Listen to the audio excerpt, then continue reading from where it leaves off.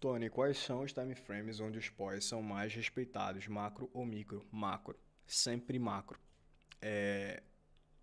Regiões de oferta e demanda de 4 horas, elas são mais relevantes do que regiões de oferta e demanda de 2 horas. Regiões de demanda de 2 horas são mais relevantes que regiões de demanda de 1 hora. Regiões de demanda de 30 minutos são mais relevantes que as de 15 minutos, porque o mercado é fractal. Imagina o seguinte, para movimentar o mercado, é necessário ter um grande volume de capital. Para a formação de um order block em 1 minuto, exige menos capital do que para a formação de um order block em um time frame de 1 hora. Então, por isso, os time frames maiores tendem a ter uma relevância muito maior no mercado. Por isso que o mercado ele tende a respeitar mais regiões de oferta e demanda de 4 horas, de 1 hora e etc. Agora, você tem que adaptar isso ao cenário que você opera. Porque se você é um day trader, você não necessariamente vai fazer suas execuções em regiões de oferta e demanda de 4 horas de um dia, por exemplo, né? Mas você pode filtrar isso para o time frame que você opera. Por exemplo, se você opera 1 hora, 4 horas, você pode filtrar isso para de 30 minutos. Se você opera num de 1 minuto, o que é que você pode levar em consideração? As regiões de demanda de 5 minutos, regiões de oferta de 5 minutos, ou até de 15 minutos, né? Esperar um alinhamento de fluxo ou não, tá? Mas sempre levar em consideração, por exemplo, um tempo gráfico maior do que aquele que você executa, entende? Você pode operar em 1 minuto, pode fazer sua execução em 1 minuto e pode fazer execução numa região de oferta e demanda de 1 minuto? Pode. Agora, para você ter uma noção do viés do mercado, direcionamento, análise de mercado, aí é interessante você fazer um time frame maior do que você opera, tá? Então, se você executa em 1 minuto, olha as regiões de oferta e demanda de 5, de 15 minutos, de 30 minutos, que aí você vai ter uma noção melhor do direcionamento do preço, tá? Samuel, na região de supply and demand, quando é respeitado a configuração é um choque? Na região de supply, quando é respeitada? Não, não necessariamente. O choque praticamente é só, inclusive tem até isso lá pro pessoal, o choque é só a quebra de estrutura inicial, né? Dentro de uma movimentação. Então, por exemplo, se o mercado está em uma movimentação aqui de queda e ele faz a quebra, por exemplo, de uma região de oferta, aqui sim, esse movimento não seria o choque, seria apenas a violação da região de oferta. A violação, veja só, veja isso aqui acontecendo, tá? Na Nasdaq que estava em queda, a gente tem aqui a região de oferta, supply, região de supply, tá? Aqui seria a região de supply de 1 hora, por exemplo. O mercado vem, retesta essa região e faz a mitigação e faz a violação. O preço vem e viola a região de supply. O que é que significa para a gente? Supply foi violada, quem entra em controle é a demanda. Aí aqui já daria um indício, né?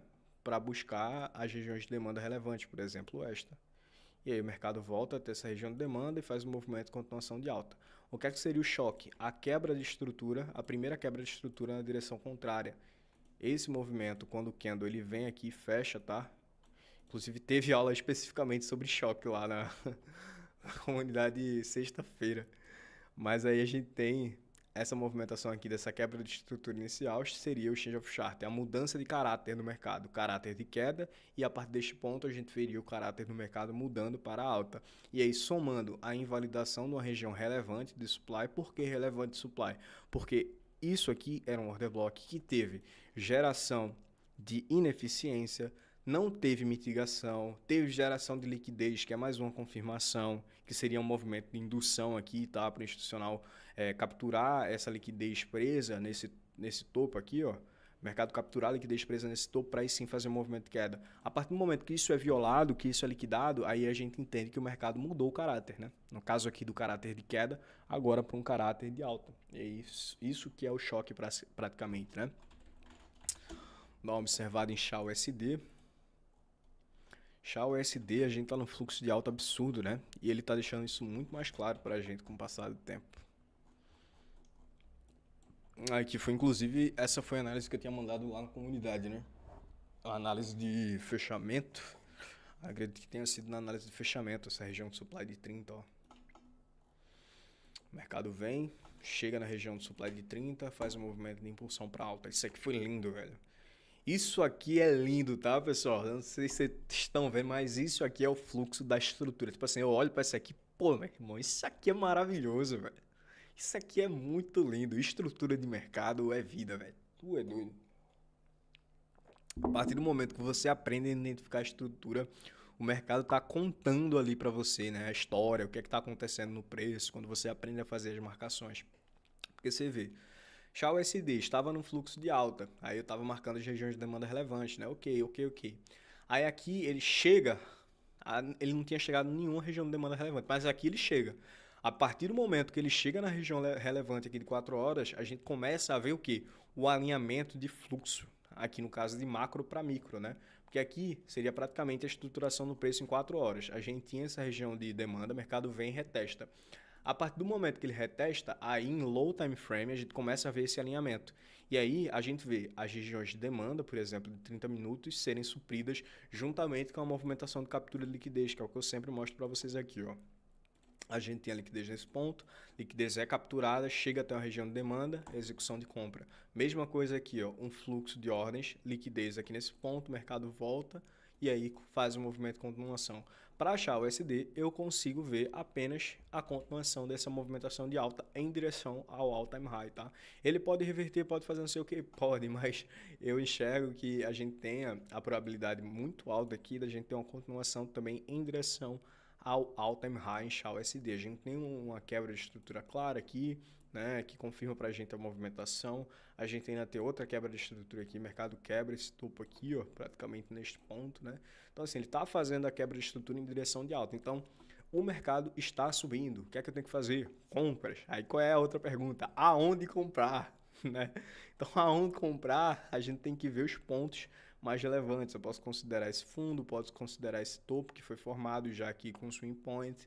E aí a gente pode ver que a gente tem a região de 7585 aqui, ó, praticamente, que ainda não foi testada, e também tem uma região de order block que já foi mitigado, mas ele converge com a região de 7585.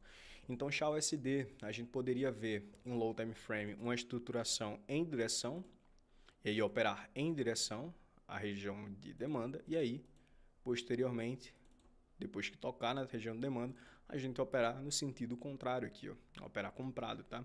Então, esperaria um movimento de correção para continuação da movimentação de alta aqui em XAUSD, vindo buscar novamente o all-time high. Você estava fazendo análise com o pessoal na comunidade, e deste ponto, quando ele estava fazendo já a movimentação de all-time high, você vê, né, muito difícil você identificar o ponto de virada de all-time high, porque você não tem quase estrutura nenhuma no mercado para se basear. Mas aqui, depois que o preço já fez uma estruturação, vocês veem que ele já dá mais informações do que pode acontecer no mercado, né? Então, assim, fica muito mais claro para a gente identificar para onde a estrutura ela quer ir, né? Se a gente tiver um movimento de inversão, ok, porque a gente tem muita liquidez presa aqui, o mercado pode vir capturar antes de subir, tá? Não pode ser desconsiderado isso, né? O mercado pode vir capturar, claro, mas observando o fluxo de alta, esse seria o ponto mais relevante aqui para a XAUSD que eu observaria para a continuação do movimento de alta do ativo, tá, pessoal?